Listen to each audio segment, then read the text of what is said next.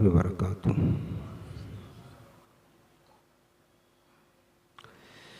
अल्हम्दुलिल्लाहि रब्बिल आलमीन वस्सलातु वस्सलामु अला अशरफिल अंबियाइ वल मुरसलीन व अला आलिहि त्तय्यिबीन व अस्हाबिहि त्ताहिरीन।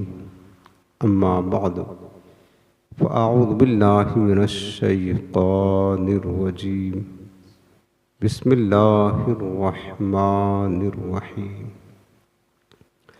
या अय्युहन्नासु उअ्बुदू रब्बकुमुल्लज़ी खलक़कुम वल्लज़ीना मिन क़ब्लिकुम लअल्लकुम तत्तक़ून। आमन्तु बिल्लाहि सदक़ल्लाहुल अज़ीम व बल्लगना रसूलुहुन नबियुल करीम रऊफ़ुर रहीम अलैहि अफ़ज़लुस सलाति वत्तस्लीम।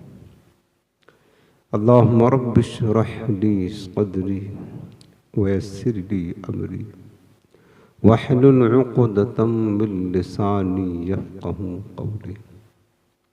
रसूल रहमत, मालिक जन्नत, शफ़ीए उम्मत, सरापा जूदो सखावत, बाइसे खैर व बरकत सल्लल्लाहु तआला अलैहि वालिहि वसल्लम इरशाद फरमाते हैं, मन सल्ला अलैया यौमल जुमअति कुन्तु शफ़ीअहू यौमल क़ियामा। मेरे आका मदीने वाले मुस्तफ़ा सल्लल्लाहु अलैहि वसल्लम इरशाद फरमाते हैं, जो शख्स मुझ पर रोज़े जुमा दुरूद पाक पढ़ेगा, मैं बरोज़े क़यामत उसकी शफ़ाअत करूँगा। सुभान अल्लाह। जन्नत पे नाज है ना, इबादत पे नाज है, महशर में मुस्तफ़ा की शफ़ाअत पे नाज है। काश हमें दस्ते मुस्तफ़ा की बरकतों से हुजूर की शफ़ाअत की खैरात बरोज़े महशर नसीब हो जाए। इसके लिए मेरे अज़ीज़ों, मेरे हुजूर ने जो अमल दिया है जुमा के दिन दुरूद पाक पढ़ना, तो आप नियत करें इंशाअल्लाह ताला रोज़े जुमा अपने हबीब की बारगाह में कसरत के साथ दुरूद पाक पढ़ेंगे इंशाअल्लाह अज़्ज़ा वजल। आज ये नहायती मोहब्बत के साथ दिल लगाकर गुंबद खज़रा का पुरनूर तसव्वुर अपने ज़हन व फ़िक्र में बसाकर, आँखों को बंद करके सरों को झुकाकर इंतहाई ताज़ीम व अदब के साथ अपने रहमत वाले आका की बारगाह में दुरूद व सलाम का नजराना पेश करें। अल्लाहुम्मा सल्लि अला सय्यिदिना व शफ़ीइना व क़रीबिना व नबिय्यिना व मौलाना मुहम्मदिन व अला आलिहि व सहबिहि व बारिक व सल्लिम। हाज़रीन मोहतरम, हफ्तावारी इस्लाही बयान का सिलसिला जारी है और आज हम जिस उन्वान के तहत आपसे मुखातब हो रहे हैं वो आप जानते होंगे, थोड़ी सी ज़िंदगी है इबादत कर लें। काश हम इस राज को समझ जाते कि हमारी ज़िंदगी के लम्हात कितने कीमती हैं और हमारी ज़िंदगी कितनी मुख्तसर है।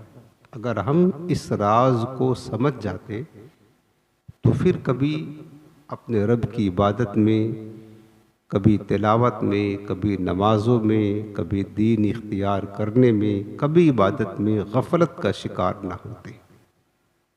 कभी हम ये ना सोचते कि यार ज़िंदगी तो बहुत बाकी है, आगे चलकर नमाज पढ़ लेंगे, आगे चलकर इबादत कर लेंगे, कभी ना सोचते।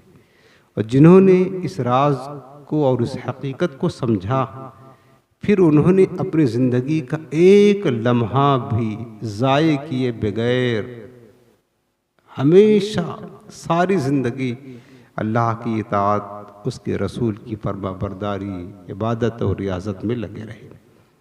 हज़रत उवैस क़रनी रज़ियल्लाहु तआला अन्हु का नाम तो सुना होगा, बड़े सच्चे आशिक़ रसूल। सुभान अल्लाह। काश उवैस क़रनी जैसा इश्क हमें नसीब हो जाए। उनके इश्क़ रसूल का ज़र्रा ही अल्लाह में अता कर दे। खैरुत ताबईन है। और मेरे आका अलैहिस्सलाम यमन के रहने वाले थे। यमन की तरफ रुख करके फरमाया करते थे, मुझे तो यमन से यार की बू आ रही है। हुजूर इतनी मोहब्बत फरमाते थे वैसे करनी दामनों से। मेरे सरकार अलैहिस्सलाम ने फरमाया, कोई है जो मेरे वैस के पास जाए और मेरा सलाम कहे और मेरा जुब्बा उसको तोहफा में दे और मेरी उम्मत की मग़फ़िरत की दुआ उससे करवाए। हज़रत उमर फ़ारूक़ आज़म रज़ियल्लाहु तआला अन्हु, हज़रत मौलाए कायनात शेर खुदा कर्रमल्लाहु तआला वजहुल करीम, ये दोनों हज़रात गए हुज़ूर सलाम के हुक्म पर सरकार का मुबारक जुब्बा लेकर के वैसे करनी के पास यमन गए। और तलाशते तलाशते जब हज़रत वैसे करनी से मुलाकात हुई, वो जंगलों में बकरियां चराते और अल्लाह ताला की इबादत करते। उनका ये मशगरा था। उनकी एक बूढ़ी माँ थी जिनकी खिदमत में वो रहा करते थे। तो तलाशते तलाशते जब हज़रत वैसे करनी से मुलाकात हुई, इन दोनों सहाबा की दुआ सलाम हुआ, सरकार का पैगाम पहुंचाया। वैसे करनी की आंखों से आंसू जारी हो गए। और जब सरकार का मुबारक जुब्बा उनको मिला, वैसे करनी रोने लगे, मेरे महबूब ने हमें याद किया है, मेरे मुस्तफ़ा ने। थोड़ी देर बातें की उनसे और उसके बाद जब हज़रत उमर और हज़रत अली ने मज़ीद बातें करना चाहा तो जानते हो वैसे करनी ने क्या फरमाया। फरमाने लगे, भाई उमर और भाई अली, ऐसा करो, अब आप दोनों जाओ, हमारे पास वक्त बहुत कम है। तुम्हें भी आखिरत की तैयारी करना है और हमें भी आखिरत की तैयारी करना है। अब हमारी तुम्हारी मुलाकात महशर में होगी, आप जाओ, वक्त बहुत कम है, यानी ज़िंदगी बड़ी थोड़ी है। उस रब को राज़ी करना है, उसकी इबादत करना है, महशर में हमारी तुम्हारी मुलाकात होगी। ये कहकर वैसे करनी ने इन दोनों सहाबा को रुखसत किया और फिर अल्लाह की इबादत में लग गए। ये वो मुबारक हस्तियाँ थी जिनकी ज़िंदगी का एक एक लम्हा, बल्कि ज़िंदगी की हर सांस मौला की इताअत में, रब की इबादत में, अल्लाह ताला की बंदगी में और मुस्तफ़ा करीम की सुन्नत की अदायगी में गुजरा करते थे। और एक हम हैं मेरे अजीज़ों, कितना वक्त अपना दोस्तों के साथ, मोबाइल में, शादी ब्याह में, बीबी बच्चों के साथ, यूँ फजूलियात में, बल्कि गुनाहों में, नाफरमानियों में बसर कर देते हैं। हमें एहसास ही नहीं है कि ज़िंदगी के हीरे से ज़्यादा, ये हीरे हैं, इससे ज़्यादा हमारी ज़िंदगी का एक मिनट कीमती है। एक मिनट क्या समझते हैं, क्या समझते हैं हम? बहुत थोड़ी ज़िंदगी है। और कितनी ज़िंदगी आपको कुरान पढ़ करके बताऊं? सूरह नाज़ियात पढ़ें। अल्लाह रब्बुल आलमीन इस ज़िंदगी के बारे में, जो हमारी ज़िंदगी है, हम समझते हैं कभी तो 50, 60, 70, 80 बरस बाकी है। ना ना, ये धोखा है, ये हमारी गलत फहमी है। हमारे 60, 70, 80 बरस जो हमारे पास है, बुलंद तो इसका ठिकाना ही कहाँ कि हम 60 बरस जी पाएंगे या नहीं। ऐन मुमकिन है मेरे प्यारे, हो सकता है ये हमारी ज़िंदगी की आज ही आखिरी रात हो जाए, क्या पता, नहीं मालूम।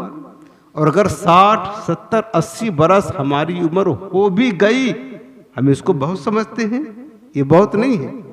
अब सुनो पहले कुरान, सूरह नाज़ियात। हमारी ज़िंदगी कितनी मुख्तसर है और हम कितना ज़्यादा इसको समझते हैं, ये गलत फहमी का शिकार है। अल्लाह रब्बुल आलमीन फरमाता है, कअन्नहुम यौम यरौनहा लम यल्बसू इल्ला अशिय्यतन औ दुहाहा। जब हम लोग महशर में जाएंगे और महशर की वो सातें, यानी आखिरत की ना ख़त्म होने वाले अय्याम, आखिरत के ना ख़त्म होने वाले दिन को देखेंगे, अल्लाह पाक फरमाता है फिर लोग ये समझेंगे वो दुनिया में नहीं ठहरे थे मगर सिर्फ इतना, अशियतन औ दुहाहा, एक सुबह का वक्त जितना होता है या शाम का वक्त होता है, बस इतना ही दुनिया में ठहर करके आए। बस और सूरह मोमिनून पढ़े। अल्लाह रब्बुल आलमीन महशर के दिन जब पूछेगा अपने बंदों से, हमारी ज़िंदगी बता रहा हूँ बहुत थोड़ी है, गफलत ना करे, बहुत कम है। कितना कम है? सूरह मोमिनून आखिरी आयत में है, अल्लाह रब्बुल आलमीन क़यामत के दिन बंदों से पूछेगा, क़ाला कम लबिथ्तुम फिल अर्दि अदद सनीन। कुरान पढ़ रहा हूँ। अल्लाह पाक पूछेगा, मेरे बंदो बताओ तुम दुनिया में थे, उस जमीन पर कितना अरसा रह करके आए हो यहाँ। महशर के दिन हमसे भी सवाल होगा। और चूंकि हमारी उम्र तो बड़ी कम है और उम्र से बरकत खत्म हो गई, पहले उम्मतों में 3-3 हजार बरस तक लोग जिया करते थे, उनसे भी अल्लाह ताला पूछेगा कि बताओ तुम कितना अरसा जमीन में ठहर करके आए हो। कालू, तो जवाब क्या देंगे? लबिथना यौमन औ बाद यौम, मालिक हम तो सिर्फ रूए जमीन पर एक दिन या एक दिन से कम अरसा ठहर करके आए हैं बस। ये कौन कह रहा है? वो जो 3000 बरस गुजार कर गए वो कह रहे हैं। जो 60-70 बरस गुजार कर गए इस दुनिया में, वो कहेंगे मालिक एक दिन, बल्कि एक दिन से कम हम रूए जमीन पर रह करके आए। तो क्या वो झूठ बोल रहे हैं? ना, झूठ तो नहीं बोलेंगे। वहां वो बात यह है कि जब आखिरत की एक दिन महशर का 50,000 बरस का एक दिन होगा, तो उस दिन के मुकाबले में दुनिया के अय्याम की हैसियत क्या है। और आखिरत के दिन तो ना खत्म होने वाले हैं। जब उसकी लंबी मुद्दत को देखेंगे तो दुनिया में 3000 बरस जिंदा रहने वाले ये कहेंगे हमारी हैसियत तो ऐसी थी जैसे कि हम आधा दिन रह करके गए हैं बस। वो कहेंगे लबिस्ना यौमन औ बाद यौम फस्अलिल आदीन। ऐ अल्लाह हम सच कह रहे हैं, तू शुमार करने वालों से पूछ ले जो गिनती का हिसाब व किताब लगाते, बस हम दुनिया में एक दिन या आधा दिन रह करके आए। काला इल्ला बिस्तुम इल्ला कलीलन लव अन्नकुम कुंतुम तालमून। अल्लाह पाक फरमाएगा बात सही कह रहे हो, यकीनन तुम दुनिया में बहुत कम अरसा रुक करके आए हो, काश इस राज को पहले ही जान गए होते। वही बता रहा हूं ना, हमारी जिंदगी कुल ये है। और हदीस पाक की रोशनी में सुने, मजमाउ ज़वाइद की हदीस है। हजरत अब्दुल्ला बिन उमर रज़ियल्लाहु ताला अन्हु रवायत करते हैं, अल्लाह के प्यारे रसूल सल्लल्लाहु अलैहि वसल्लम इरशाद फरमाते हैं, गुज़िश्ता उम्मतों के मुकाबले में तुम्हारी उम्रें इतनी हैं जैसे कि असर की नमाज से लेकर के गुरूब आफताब का वक्त है। बस सबको पता है असर की नमाज होती है तो मगरिब का वक्त आने में देर नहीं लगता। सब जानते हैं कि असर और मगरिब के दरमियान को जो वक्त है बहुत तेजी के साथ गुजर जाता है, हर एक को पता है। फरमाए मेरे आका करीम फरमा रहे हैं कि तुम्हारी उम्रें पहले लोगों के मुकाबले में इतनी ही हैं जैसे कि असर की नमाज से लेकर के गुरूब आफताब का वक्त। बस इतना वक्त के लिए हम इस दुनिया में आए हैं। अब हम इस दुनिया में इतना थोड़ा वक्त लेकर के आए हैं, हमें करना क्या है? हमें ज्यादा अरसा तो मरने के बाद आखिरत में गुजारना है। हम इस थोड़े अरसा यहाँ रहने के लिए, महल बनाने के लिए तैयार हैं। सारा वक्त इसी की खातिर झोंक दे रहे हैं। सारा वक्त, सारा जोर, सारी ताकत, सब कुछ इसी असर से मगरिब के दरमियान का जो वक्त है, इस मुख्तसर अरसे के लिए, एक दिन या आधा दिन के लिए सारी सलाहियत खत्म कर दे रहे हैं। और जहां हमें हमेशा रहना है, जहां हमेशा रहना है, वहां के लिए हमें कुछ तैयारी नहीं, वहां के लिए हम गफलत का शिकार हैं। सोचो, गौर करो, अगर उस आखिरत की तरफ से हम गाफिल हैं तो मेरे अजीजों, मेरे प्यारों, धोखा ना खाए। खुदा के वास्ते उस आखिरत को आने से पहले आखिरत की तैयारी करने में लग जाए। फरमाया कि थोड़ी जिंदगी है, थोड़ी सी, क्या करना है? इबादत कर ले। कुरान अजीम जो हमने पढ़ा आयत करीमा सूरे बकरा की आयत है, अल्लाह रब्बुल आलमीन ने अपने बंदों को खिताब करके फरमाया कि या अय्युहन्नासु उअ्बुदू रब्बकुम। अल्लाह पाक ने फरमाया कि ऐ लोगों, तमाम इंसानियत को खिताब किया, वो चाहे मुसलमान हो या काफिर हो, सबको खिताब है। फरमाया ऐ लोगो उअबुदू रब्बकुम, अपने रब की इबादत करो। अगर मुसलमान है तो इबादत करें, और अगर गैर मुस्लिम है तो ईमान ला कर अपने रब की इबादत करें। रब ने हुक्म दिया, ऐ लोगो उअबुदू रब्बकुम, तुम अपने रब की इबादत करो, अल्लज़ी खलक़कुम, जिस रब ने तुम्हें पैदा किया उसकी इबादत करो। अल्लज़ी खलक़कुम, जिसने तुम्हें पैदा किया, वल्लज़ीन मिन क़ब्लिकुम, और उसी रब ने तुमसे पहले वाले लोगों को भी पैदा किया। तुम्हें भी पैदा किया और तुमसे पहले जो लोग गुजरे उन्हें भी पैदा किया। लअल्लकुम तत्तकून, ताकि तुम मुत्तकी बन जाओ। रब्बुल आलमीन ने क्या फरमाया? उअबुदू रब्बकुम, अपने रब की इबादत करो। 3 चीज़ों का जिक्र किया। अपनी इबादत का हुक्म अपनी खालिकियत के साथ जोड़ा। उस रब की इबादत क्यों करें? एक जहन में सवाल पैदा हो सकता है, उस रब की बंदगी क्यों करें? तो जवाब दिया, अल्लज़ी खलक़कुम, चूंकि उसने तुमको पैदा किया है, वो तुम्हारा खालिक है। तो जो तुम्हारा खालिक है वही तो इस लायक है कि उसकी इबादत की जाए। वही तो खालिक है, वही पैदा किया। और फिर याद रखो, तुम्हें पैदा करके छोड़ नहीं दिया, तुम्हें पैदा करके रब की शान देके छोड़ नहीं दिया। उससे पहले फरमाया उअबुदू रब्बकुम, वो रब तुम्हें पालता भी है, तुम्हें खिलाता भी है, पिलाता भी है, तुम्हारी परवरिश भी करता है। पैदा करने का जिक्र बाद में किया, परवरिश करने का जिक्र पहले किया। फरमाया कि उस रब की इबादत करो। रब माने होता पालने वाला, परवरिश करने वाला, खिलाने वाला, पिलाने वाला। परवरिश में तो सब कुछ आ गया। परवरिश कहते हैं कि हर जरूरत को पूरी की जाए, और वो रब है। फरमाया कि पैदा किया तो सही, लेकिन पैदा करके तुम्हें बेयारो मददगार छोड़ नहीं दिया, बेसहारा लावारिस छोड़ा नहीं, बल्कि पैदा करने से पहले फरमाया कि रब्बकुम, वो रब तुम्हें पालता भी है, तुम्हें खिलाता भी है, पिलाता भी है, तुम्हारी परवरिश करता है। उस रब की इबादत करो। वो रब जिसने तुम्हें पैदा भी किया, तुम्हारी परवरिश भी करता है, तुम्हें खिलाता पिलाता है। तुम्हारा हाल ये है तुम उसकी नाफरमानियां करते हो, तुम उसको हुक्मों से मुंह मोड़ लेते हो, तुम उसकी इबादत और बंदगी से गफलत का शिकार हो जाते हो, उसकी इबादत नहीं करते हो, तुम उसकी नाफरमानी करते हो। लेकिन वो तुम्हारी नाफरमानी पर नाराज होकर पालना बंद नहीं कर देता। ये देख, वो रब, तुम नाफरमानी करते हो, उसकी इबादत नहीं करते हो, लेकिन वो नाराज होकर तुम्हें खिलाना पिलाना, तुम्हें रोजी देना, तुम्हें पालना बंद नहीं करता। ये उसकी शान है। अगर वो तुम्हारी नाफरमानी पर पालना ही बंद कर दे, रोजी ही बंद कर दे, ये अमल तो बंदो जैसा हो जाएगा, ये कम ज़र्फी है। रब वो नहीं करता। हम नाफरमानियां करते हैं, इबादत नहीं करते।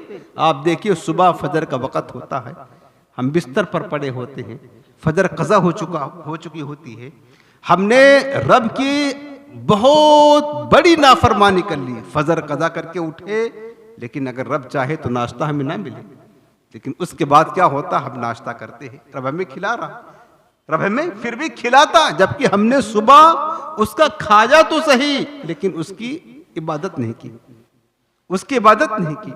लेकिन बंदों का शिकवा ये है, अगर जरा सी मुसीबत आए तो शिकवा करना शुरू कर देते हैं। अगर कोई दुख हो, कोई दुआ करवानी हो कबूल अल्लाह की बारगाह में, और कई दिन गुजर गए, 2-4 साल गुजर गए, दुआ कबूल नहीं होती, हालात बेहतर नहीं आते हैं, परेशानियां हैं, तंगदस्तियां हैं, बीमारियां हैं, लगी हैं, तो बंदे शिकवा करना शुरू कर देते हैं, ना जाने हमसे कौन सी गलती हुई। याद रखना मेरे अजीजों, अगर बंदा खुद अपने गिरेबान में झांक कर देखे तो बंदा गलतियों का मुजस्समा है। गलतियां ही गलतियां हमारे जिम्मे पर हैं, क्योंकि रब के जितने हुकूक हैं, करीम रब के जितने एहसानात हैं, एक भी एहसान का बंदा सारी जिंदगी सर सजदे में रख करके अगर शुक्र अदा करता रहे, वो अदा नहीं कर सकता है। रब करीम के इतने एहसानात हैं। अब इस बात पर मौलाए रूम रहमतुल्लाह ताला ने बड़ी नसीहत आमोज हिकायत देखी, मैं आपको सुनाता हूँ। हजरत मौलाए रूम फरमाते हैं कि एक बंदा था, भूखा था, बड़ा गरीब था, पहनने के कपड़े भी उसके पास नहीं थे, सर्दियों की रातें थीं, कोई उसके सर पर साइबान भी नहीं था, छत भी नहीं थी, गर्ज की इंतहाई गरीब, पुरसाने कोई पुरसाने हाल ना था, परेशान हाल था, न खाने का ठिकाना, न पीने का, न पहनने का, न रहने का, कुछ नहीं था। ऐसे हालत में वो अपने रब से शिकवा करने लगा। शिकवा क्या करता है? वो कहने लगा, अब शिकवा नहीं करना चाहिए, याद रखना, रब्बुल आलमीन का हर हाल में शुक्र ही शुक्र, कितना भी मुसीबत आए फिर भी बंदा शुक्र करे रब का। लेकिन वो बंदा शिकवा करने लगा और क्या कहता है? कहने लगा कि बारे ताला, तू रब तो बन गया लेकिन तुझे रब बनना नहीं आता। वो इस तरह शिकवा कर रहा। बाज लोग ऐसे आज भी हैं जो शिकवा की जबान खोलते हैं तो कुफ्र बक देते हैं, कुफ्र बक देते हैं। वो कहने लगा, बारी ताला तू रब तो बन गया लेकिन तुझे पालना नहीं जाता। अब उसके बाद कहता है कि रब अगर तुझे पालना नहीं जाता तो वो जो बादशाह है तू उसी से ही पालना सीख ले। वो जो बादशाह है उसके मुलाजिमीन है, उसके सिपाही हैं, उसके नौकर चाकर हैं, देखना तो सही वो अपने मुलाजिमों को कैसे अच्छे खाना खिलाता है, कैसे कपड़े पहनाता है। बादशाह का कोई भी सिपाही, कोई भी मुलाजिम, उसकी रियाया भूखे नहीं रहती है मेरी तरह बेसहारा नहीं है, बेघर नहीं है, मेरी तरह बेलबास नहीं। उसने कितना अच्छे अंदाज में अपने सिपाहियों को, मुलाजिमों को, नौकरों को और अपनी रियाया को पाल रखा है। अगर तुझे पालना नहीं आता तो पालना उससे ही सीख ले। कि उसने शिकवा किया, बज़ाहिर ये कुफ्रिया है, रब की बारगाह में ऐसा शिकवा नहीं कर सकते। लेकिन अब अल्लाह रब्बुल आलमीन तो सुन रहा है, अगर वो चाहे तो एक लम्हा ना लगे उसको ख़त्म कर देता है। लेकिन रब्बुल आलमीन ने फौरन उसकी गिरफ्त नहीं की, उसको ख़त्म नहीं किया, उस पर कहर नाजिल नहीं फरमाया, तू मेरी शान में क्या बक रहा है, ऐसा नहीं किया। कुछ दिन गुजरे थे, उसी बादशाह पर, जिस बादशाह का वो हवाला दे रहा था, उस बादशाह पर दुश्मन की फौज ने हमला किया और बादशाह को पता चल गया कि मेरे मुल्क पर हमला हुआ और हम इससे मुकाबला नहीं कर सकते। तो बादशाह ज़ेरे ज़मीन किसी तहखाने में पोशीदा हो गया। अब वो फौज जो दुश्मनों की थी उन्होंने हमला किया तो सिपाहियों को, नौकरों को, मुलाजिमों को सबको पकड़ा, गिरफ्तार कर लिया। किसी को कत्ल किया, किसी को हाथ पैर तोड़ दिया, किसी को मारा, सबको गिरफ्तार कर लिया। और वो जो दुश्मन की फौज थी वो यही कहते कि तुम अपने इस बादशाह के सिपाहियों से कि तुम अपने बादशाह का पता बता दो, हम तुम्हें छोड़ देंगे। हमारी नाराजगी तुमसे नहीं है, हमारी गरज तुमसे नहीं है, तुम्हारे बादशाह से है। तुम सिर्फ अपने बादशाह का पता बता दो, हम तुम्हें छोड़ देंगे। लेकिन जितने भी उस बादशाह के वफादार सिपाही थे, मुलाजिम थे, उन्होंने कहा नहीं, हम मार खा लेंगे, कत्ल भी हो जाएंगे, लेकिन अपने बादशाह का पता नहीं बताएंगे। क्यों? इसलिए नहीं, इसलिए कि बादशाह ने हम पर बेशुमार एहसानात किए हैं। बादशाह हमें खिलाता था, हमारा ख्याल रखता था, इतने एहसान हुए, अगर हमने उसका पता बता दिया तो मेरी वजह से बादशाह को अजियत पहुंचेगी। उन्होंने बादशाह को का नमक खाया था, बादशाह का एहसान उन्होंने लिया था, लिहाजा उस एहसान की बिना पर मर गए, कट गए, अजियतें बर्दाश्त की, लेकिन किसी भी मुलाजिम या सिपाही ने अपने बादशाह का पता ना बताया। वो खुद कत्ल हो गए, लेकिन बादशाह का वफादारी ये थी अपने बादशाह के साथ कि बादशाह ने हम पर एहसान किया है। अब ये एहसान फरामोशी होगी कि मुश्किल वक्त आ गया है तो हम बादशाह का पता बता दे, नहीं बताया।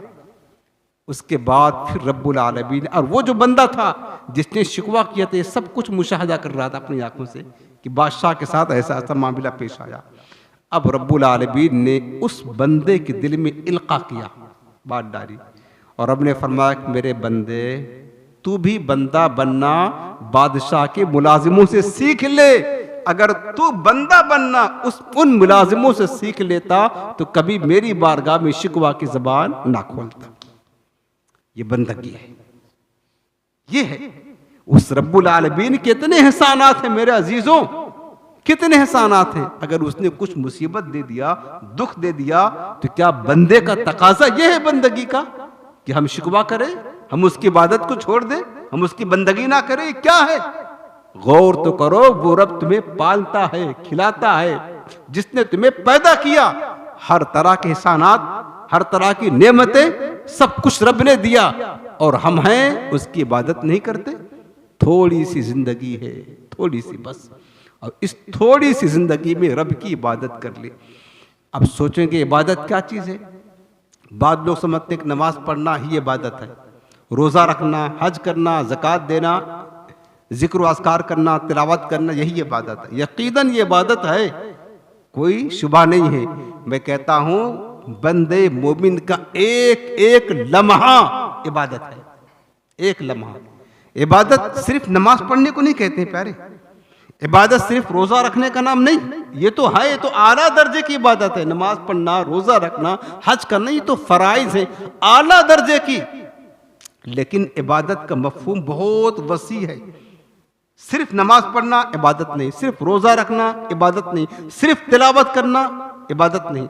इबादत का मफहूम ये है, असल जो इबादत का मतलब ये वो समझ ले कि बंदे मोमिन चाहे ना अपनी जिंदगी का एक एक लम्हा इबादत बना सकता है। वो कैसे?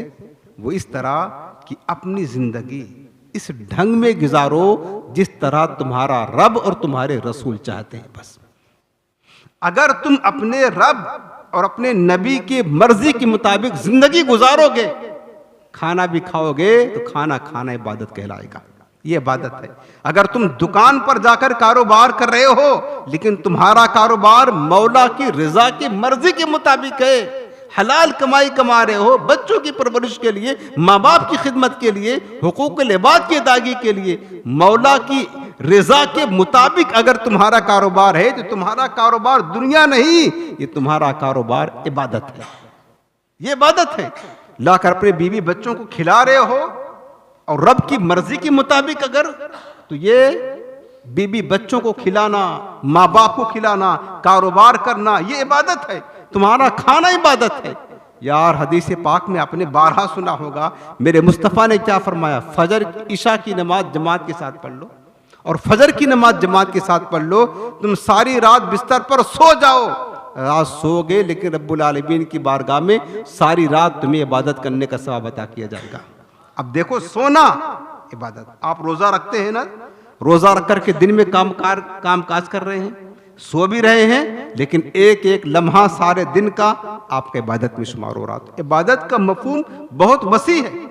हमारा हर काम अपने रब की रजा के मुताबिक हो, अपने रहा जहां रब कहता है कि यहां जाओ वहां जाना इबादत है, जहां से मना करता कि यहां मत जाओ वहां ना जाना, ये इबादत है। नमाज पढ़ना, रोजा रखना, ये तो आला दर्जे की इबादत है।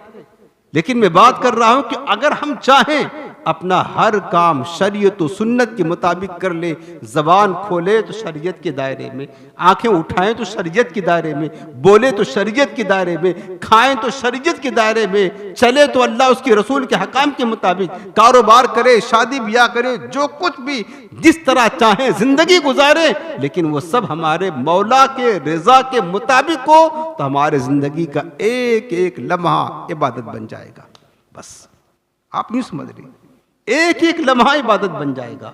इसलिए कहा थोड़ी जिंदगी है मेरे अजीजों, थोड़ी थोड़ी। बस आप इस फिक्र में ना रहें, इस उम्मीद में ना रहे हमारी जिंदगी 60 बरस है, चलो 30 बरस गुजर चुकी, 30 बरस बाकी है। ना, ये धोखा है।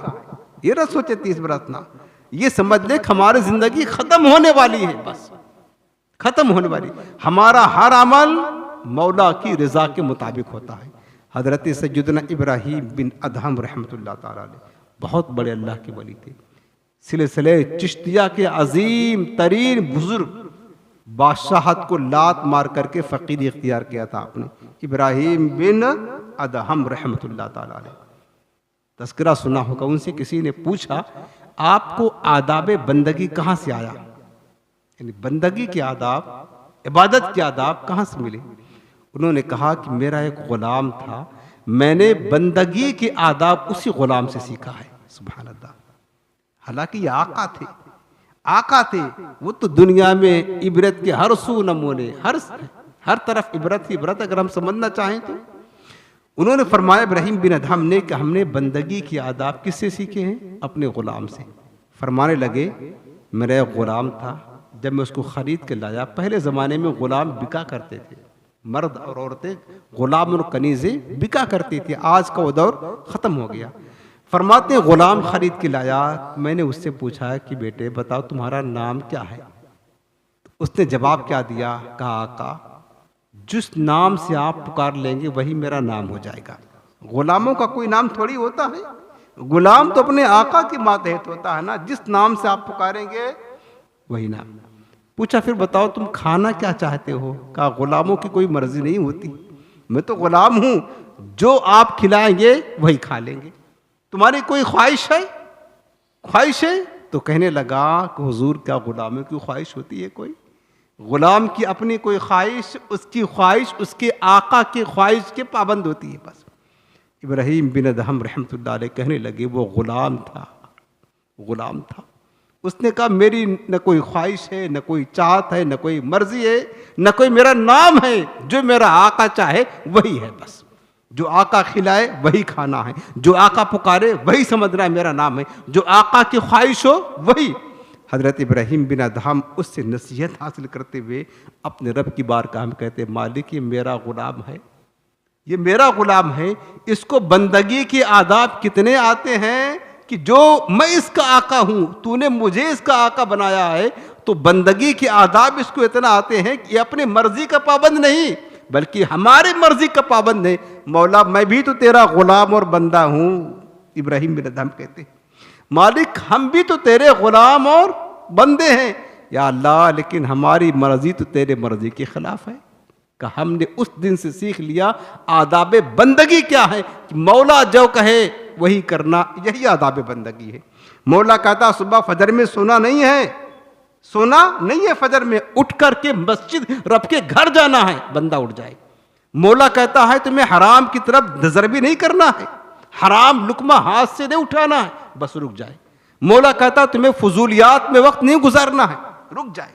यानी हम गुलाम हैं, बंदे हैं अपने मौला के, तो होना तो ये चाहिए। बंदगी का तकाजा तो ये है, बंदगी के आदाब तो ये है कि हमारा हर काम अपने मौला के ताबे होना चाहिए, उसकी मर्जी के मुताबिक होना चाहिए। लेकिन हम में से हर कोई अपने दिल पर हाथ रखकर खुद सोचे क्या हम बंदे तो हैं, गुलाम तो हैं, हमारा आका रब है, हमारे नबी मुस्तफ़ा हैं, क्या हमारा काम अपने मौला के, अपने आका की मर्जी के मुताबिक है या नहीं? अगर है तो मुबारक हो आपको, और अगर नहीं है तो बंदगी यही है, तकाजा बंदगी का मेरे अजीजों अपना हर अमल अपने मौला के अहकाम के, उसकी मर्जी के मुताबिक कर ले, यही बंदगी है बस। अगर हर अमल अपने मौला की मर्जी के मुताबिक और उसके ताबे कर लेंगे, तुम्हारे ज़िंदगी का एक एक लम्हा इबादत बन जाएगा बस। उसके अलावा नमाज़ें पढ़ने वाले, बंदगी का हक़ अदा करने वाले बहुत सारे गुज़रे हैं मेरे अजीज़ों। अब मैं आपको बतौर मिसाल के, अपनी नसीहत के लिए, अपनी इस्लाह की खातिर, ताकि हमारे अंदर शौक़ पैदा हो कि जो असल ग़ुलाम हुआ करते थे ना, उन्होंने किस तरह ग़ुलामी का हक़ अदा किया। चंद मिसालें देता हूँ ताकि हमारे अंदर ज़ौक़ पैदा हो, शौक़ पैदा हो, मोहब्बत पैदा हो। रब की इबादत करने से, रब की बंदगी से मतलब हमें रब की बंदगी करने का एक ज़ौक़ और शौक़ पैदा हो, और हम अल्लाह की इबादत से भी कभी गफलत इख्तियार ना करें। एक मिसाल, दो चंद मिसालें आपको देता हूँ। हज़रत इमाम याफ़ी रहमतुल्लाह ताला अलैह एक हिकायत लिखते हैं, फरमाते हैं कि एक कनीज़ थी। कनीज़ पहले ज़माने में बिका करते थे, मैंने आपको बताया, कनीज़ और ग़ुलाम। उसका मालिक उसको बेचने के लिए बाज़ार ले गया, ठीक है। वो कनीज़ का मालिक उसको बेचने कहाँ ले गया? बाज़ार। एक बंदा, वो भी अल्लाह का मुखलिस बंदा था, उस कनीज़ को ख़रीदने के लिए पहुँच गया उसके पास। जब मालिक कनीज़ को बेचने लगा तो कनीज़ कहती है, ऐ मेरे आका, आप इस बंदे के हाथ मुझे बेच तो रहे हैं, लेकिन आप इनसे कह दे कि मेरी 3 बातें हैं, 3 शर्तें हैं। अगर ये मेरी 3 बातों को मानेंगे, कबूल कर लेंगे और सारी ज़िंदगी कायम रहेंगे, तब तो मैं खुशी के साथ इनके हाथ पर बिकने के लिए तैयार हूँ। कहा अच्छा बताओ तेरी मर्ज़ी क्या है, तेरी मतलब शर्त क्या है? उस कनीज ने कहा, जो दूसरे की पाबंद होती है, कनीज ने कहा मेरे आका इनसे आप कह दे ये मुझसे जो मर्जी चाहे काम ले, लेकिन जैसे ही नमाज का वक्त होगा फिर मैं इनका कोई काम नहीं सुनूंगी। सुभान अल्लाह। पहली शर्त यह है कि नमाज का वक्त होगा तो मैं इनकी बात, अगरचे मेरे आका रहेंगे लेकिन पहले से शर्तें हैं कि नमाज का वक्त होगा हम इनकी बात, अपने मौला की बात सुनेंगे, बस पहली शर्त यह है। दूसरी शर्त यह है कि हम इनके घर तो जाएंगे लेकिन हम इनके साथ, इनकी फैमिली के साथ नहीं रहेंगे, हमारे लिए अलग कोई जगह दे दे, अगरचे झोपड़ी ही सही, हम अलग गुजारा करेंगे, रात गुजारेंगे। और तीसरी शर्त यह है कि इनसे कह दे कि सारा दिन जितनी मर्जी चाहे खिदमत करा ले, लेकिन रात में इनकी कोई खिदमत नहीं करूंगी। और करने की बात है, ये 3 शर्तें लगाई। पहली शर्त क्या थी? नमाज का वक्त होगा तो इनकी बात। क्या आज मुसलमानों की हालत रह गई है? हमने तो ये देखा है कि मुसलमान अपनी नौकरी बचाने की खातिर या अच्छी नौकरी पाने की खातिर जुमा तक छोड़ देते हैं, जुमा तक छोड़ देते हैं। कोई बात नहीं, पैसा तो अच्छा आ रहा है, नमाजें छोड़ देते हैं, पता है यहाँ नमाज पढ़ना नहीं मिलेगा, जमात नहीं मिलेगी, लेकिन नौकरी अच्छी है, पैसा अच्छा मिलता है, जमात छूट जाए कोई बात नहीं, नमाज चली जाए कोई बात नहीं। क्या मुसलमानों की हालत रह गई है? नौकरी की खातिर दाढ़ियां तक जो मुस्तफ़ा की सुन्नत है वो मुड़ा देते हैं, नौकरी ना जाए भले से सुन्नत रसूल चली जाए। क्या मुसलमानों की हालत ये रह गई है? नहीं। उस खातून ने कहा, उस कनीज ने कहा जो मर्जी चाहे काम ले, लेकिन नमाज का वक्त होगा तो सब बंद। और बंदे मोमिन की यही शान है, बंदगी तकाजा यही है कि बंदा कितना भी इमरजेंसी वाला काम क्यों ना हो, लेकिन जब रब का हुक्म आ जाए ना कि मेरे बंदे आ, वो रब अल्लज़ी खलक़कुम, जो रब तुम्हें पालता भी है और खिलाता भी है, जब उस मौला की मर्जी आ जाए, उसका हुक्म आ जाए, बंदे सब छोड़ आ मेरी बारगाह में, अब मुझे याद कर, मुझसे मुलाकात कर, मुझसे बातें कर। अगर ये हुक्म आ जाए तो बंदगी यही है, सब छोड़ दे, सोना भी छोड़ दे, खाना भी छोड़ दे, कामकाज छोड़ दे, कितनी इमरजेंसी हो, शादी ब्याह सब छोड़ दे, उस रब की बारगाह में आ जाए। ये बंदगी है, ये सीखे आदाब बंदगी, उस कनीज से सीखे आदाब बंदगी, ये बंदगी है। रब का हुक्म आ जाए, बंदे हैं ना हम, रब के गुलाम हैं, क्या कोई इनकार कर सकता है कि हम रब के बंदे नहीं? बंदे हैं, तो बंदगी यही चाहती है, उस मौला का, आका का हुक्म आ गया, सब छोड़े। अब वो कनीज उसको खरीद लिया, उसके बाद जब लेकर आया अपने घर, जब भी नमाज का वक़्त होता, जैसे ही रब को याद करने का वक़्त होता, सब छोड़ देती। कितना भी अहम काम आका उसको देता, उसका मालिक, लेकिन छोड़ करके फौरन अपने रब की हुजूर सद बसजूद हो जाती थी। उसके बाद फिर उसको अलग झोपड़ी दे दिया था, जैसा कि शर्त रखा था उसने।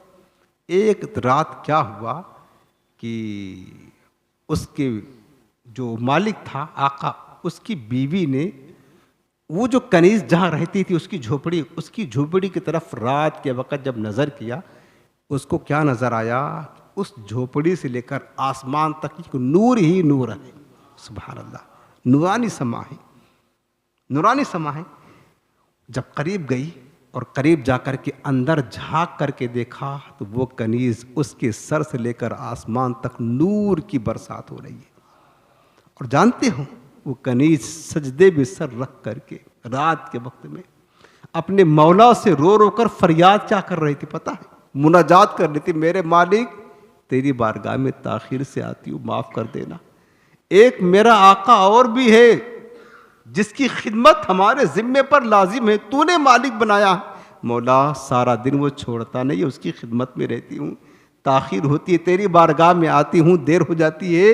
अगर मुझे अपने आका की खिदमत ना करना होता तो फिर मैं दिनों रात तेरी ही खिदमत में रहती। अल्लाह मुझे माफ़ कर देना, ताखिर से तेरी बारगाह में हाजिर होती। ये कहती जाती और रोती जाती। ऐसे लोग थे, ऐसे मोहब्बत करने वाले थे।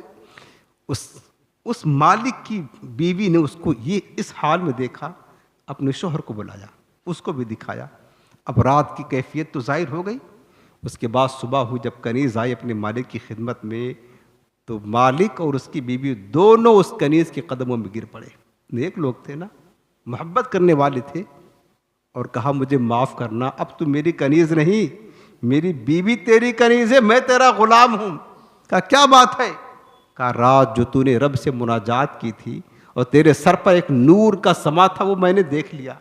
अब तू मेरी आका है, मैं तेरा ग़ुलाम हूँ, ये तेरी कनीज़ है। उसने कहा क्या कहा तुमने? रात जो अपने रब से मुनाजात करती वो तुम जान गए? कहा हाँ हमने देख लिया, अब तुम आज़ाद हो और कहीं छोड़कर जाना नहीं, हमें यही इबादत करना। वो कनीज़ अपने रब की तरफ, आसमान की तरफ रुख उठाकर कहती है मालिक, अब जो मेरे और तेरे दरमियान एक राज था वो तो फाश हो गया। मौला अब जीने का मज़ा ही क्या है? ऐ रब अब जीना नहीं चाहती, तू मुझे अपनी बारगाह में बुला ले। बस उसने एक आह भरी और ज़मीन पर गिरी, तड़प करके वफात पा गई। ऐसे लोग होते थे अल्लाह से मोहब्बत करने वाले, अल्लाह की बंदगी करने वाले, अल्लाह की इबादत करने वाले। उनको इतना प्यार होता था, इतनी मोहब्बत होती थी। आज हाल क्या है? हमारी ज़िंदगी से बंदगी की कैफियत ख़त्म हो गई है। हमारा हाल ये हो गया है कि बंदगी की लज्जत से हम महरूम हो गए, इबादत से हम दिन ब दिन दूर होते जा रहे हैं। जबकि मेरे गौसे पाक सरकार ने क्या फरमाया पता है? सरकार बगदाद हुजूर गौसे पाक फरमाते कि लोगों, जहाँ तक हो सके तुम नफिल ना छोड़ना। अगर तुमने नफिल छोड़ा तो फिर शैतान तुमसे सुन्नतें छुड़वा देगा, और अगर तुम शैतान के बहकावे में आकर सुन्नतों छोड़ दोगे तो फिर अगला टारगेट तुमसे फ़र्ज छुड़ा देगा, और अगर तुमने फ़र्ज छोड़ दिया तो शैतान का अगला टारगेट तुम्हारा ईमान होगा, फिर तुम्हारा ईमान ही बर्बाद करके रख देगा। इसलिए नफिल ही का दामन थाम कर रखना, ताकि सुन्नतों की और फ़राइज़ की पाबंदी होती रहे। हमारा हाल ये है कि हम फ़राइज़ ही छोड़ करके बैठे हैं, नफिल की तो बात कहाँ, फ़राइज़ छोड़ कर बैठे हैं। मेरे अजीज़ों, खुद गौर करो, थोड़ी सी ज़िंदगी है, बस थोड़ी सी ज़िंदगी है, करना क्या है? थोड़ी सी ज़िंदगी में इबादत करना है। हम यूं समझ लें कि असर का वक़्त, नमाज असर पढ़ ली है, अब मगरिब का इंतज़ार है बस। और हर कोई जानता है असर पढ़ने के बाद मगरिब आने में टाइम नहीं लगता है। लिहाजा इसी तरह हमारी ज़िंदगी गुजरने में भी टाइम नहीं, फ़ौरन गुजर जाएगी। क्या है ये? सांसें हैं ना, सांसें हैं, जब तक चल रही हैं ठीक है, वरना अनकरीब गुजरने वाली है। लिहाजा जो रब ने सांसें दी है, जितना लम्हा गुजर गया अफसोस है, अब जो बाकी है उसकी कदर कर ले, अपने रब की बंदगी कर ले, अपने रब की इबादत कर ले, अपने रब को राज़ी कर ले। और सुनाता हूँ एक और वाक़या ग़ुलामों की इबादत का, ताकि शौक़ पैदा हो। हज़रत अब्दुल्ला बिन मुबारक रहमतुल्लाह ताला अलैह फरमाते कि मेरा एक ग़ुलाम था। मैं इसलिए सुना रहा हूँ ताकि हमारे अंदर ज़ौक़ पैदा हो। प्यारे, हमको रब ने ग़ुलाम नहीं बनाया, आज़ाद बनाया है, आज़ाद पैदा किया है। हम पर ज़्यादा हक़ है कि हम अपने रब की ज़्यादा इबादत करें। वो अब्दुल्ला बिन मुबारक फरमाते मेरा एक ग़ुलाम था, मैंने उससे कहा कि तू रोज़ाना हमको कमा कर पैसे ला कर दे तो मैं तुझे आज़ाद कर दूँगा। कहा ठीक है। वो ग़ुलाम जाता रहा और उसके बाद सुबह आता तो 1 दीनार अब्दुल्ला बिन मुबारक को देता, रोज़ाना का मामूल था, ताकि वो आज़ाद हो जाए। तो कुछ लोगों ने हज़रत अब्दुल्ला बिन मुबारक को बताया कि अब्दुल्ला बिन मुबारक, तुम्हें पता है वो तुम्हारा ग़ुलाम जो तुम्हें पैसे ला कर के देता, वो कहाँ से ला कर देता है? कहा नहीं। कहा वो चोरी करता है, कफन चोर है। रात में जाता जब यहाँ से तो ताज़ी कब्र को देखता है, जो ताज़ी कब्र है उसको खोदता है, कफन निकालता है, उसको बेचता है और वही पैसे ला कर के तुम्हें दे देता है। इस वजह से रोज़ाना उसकी ये मतलब ये कमाई है। और पहले ज़माने में कफन चोर हुआ करते थे, वाक़यात किताबों में लिखे हैं। अब्दुल्ला बिन मुबारक को बड़ा ताज्जुब हुआ, अफसोस भी हुआ कि मेरा ग़ुलाम मुझे चोरी का माल खिलाता है ला करके। कहा नहीं, मुझे तहकीक करना है। देखो, हर किसी की बात को बगैर तहकीक के मान नहीं लेना चाहिए। फरमाने लगे कि मैं तहकीक करूँगा, देखूँगा कि लोगों की बात सच्ची कहाँ तक है। रात हुई, जब ग़ुलाम रुखसत होकर के जाने लगा, अब्दुल्ला बिन मुबारक फरमाते मैं भी उसके पीछे पीछे चुपके उसके, वो देखने ना पाए, उसके पीछे चल दिया।